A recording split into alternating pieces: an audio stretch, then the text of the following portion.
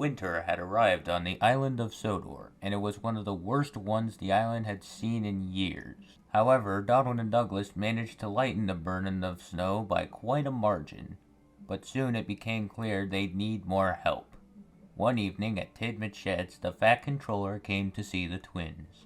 "Donald and Douglas, you've been doing well to clear the tracks, but it's clear you two need help, so I've arranged for Hank to come and help you two out." The twins looked slightly doubtful. "Are you sure he can handle our kind of work?" "Yes, we've been clearing snowdrifts before he was probably built. Not to mention we handled way more massive snowdrifts than the ones we're seeing. Plus we had to teach him so much, and I didn't know if he had the time." "I'm sure he'll be able to help you two out brilliantly. Besides, he is quite big. Just wait and see." And the Fat Controller left. Next morning, as Donald and Douglas were at Knapford getting ready to start clearing the tracks, they heard a whistle. "That's an odd whistle," Douglas remarked. Suddenly, he came into view and rolled up alongside the twins with his plow on. The twins were amazed. "Hello there. I was told I'd be helping you out with the snow." Yes, you do know the basics of plowing and clearing massive drifts, right?" "Why, yes, I do. One time, back in the States, I came across a snowbank that buried an entire town under 10 feet of snow caused by a mountain avalanche. Luckily, we managed to save everyone, I tell you what." The twins stood there speechless and a little jealous. Soon enough, Hank and the twins were sent off to clear their respective lines. However, whilst Donald and Douglas were clearing their lines, they began grumbling about Hank. "I think he's telling fibs." "Yes, what does he know? Scotland's had probably way worse storms, avalanches, and snow piles than Hank's new word. Also, we could probably clear all these banks faster than he ever could and better on our own. Aye, let's show that big bumbling American what for." And so, Donald and Douglas worked twice as hard as normal to try and outdo Hank. Eventually, they arrived back at Knapford Station, but to their surprise, Hank was already there taking a nap. "Blimey, how long have you been here?" What? "Oh, hey, Donald and Douglas. I've been here for the last 2 hours." The twins were astonished. Hank had been doing splendiferously in the snow. Now their jealousy towards Hank continued to deepen, but they said no more to him as they puffed away to start their normal work, leaving Hank puzzled and a little worried. Later on that day, they arrived at Calbanoo where Emily was waiting. She could tell something was wrong. "What's got you two all bothered?" "It's that Hank. He's swanking about thinking he's better than us. He's probably a fibber." "You two are probably wrong. I met Hank and he's quite a nice mood, so I don't want to hear this nonsense." "That Hank's the one with all the nonsense." The twins proceeded to puff away. After a few weeks, it was now the morning of Christmas Eve, and Donald and Douglas were getting ready to go when Douglas had an idea. "I know how we can keep that moot from outdoing us, and at the same time we'll show him we're better." "What might that noggin be thinking?"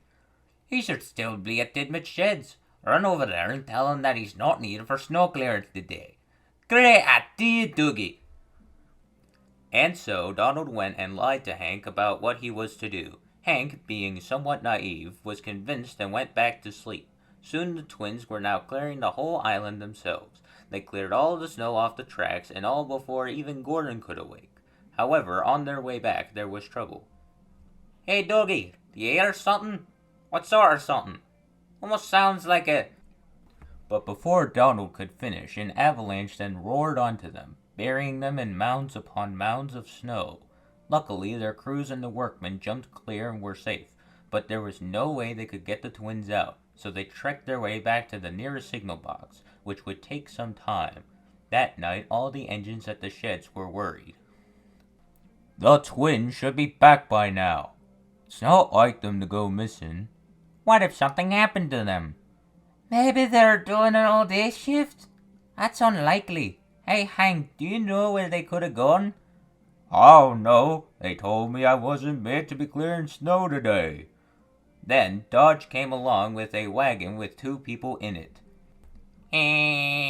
Those Scottish claptrap screws need you, Hank. And Dodge raced away at an alarming speed. Hank, we need you to grab your plow right away. Donald and Douglas are trapped in a deep snowdrift and there's no way we can shovel them out. Of course, we'll grab a coach and set off, I tell you what. And so, Hank grabbed the snowplow and a coach for the crews and workmen and set off on his rescue mission. He finally arrived later at the massive snowdrift. He was amazed. Wow, this is way bigger than miniatures I saw in the States, but I think I might be able to clear it if I charge hard enough. The crews felt a little nervous on this, but they thought he might have a chance, so Hank backed up as far as he could to gain enough speed and charged towards the snowbank. Oh, hi you two. The twins had not expected help for a very long time, and they were amazed at how Hank had cleared a very massive drift. Donald at last spoke. Thanks for saving us. Look, we're sorry for acting rude. We were just jealous of your apparent snow clearing abilities. And we also thought you were telling fibs about that story you told us. Hank was surprised. However, he was forgiving and so accepted their apology. Well, let's get you two home. A massive blizzard is coming, I tell you what.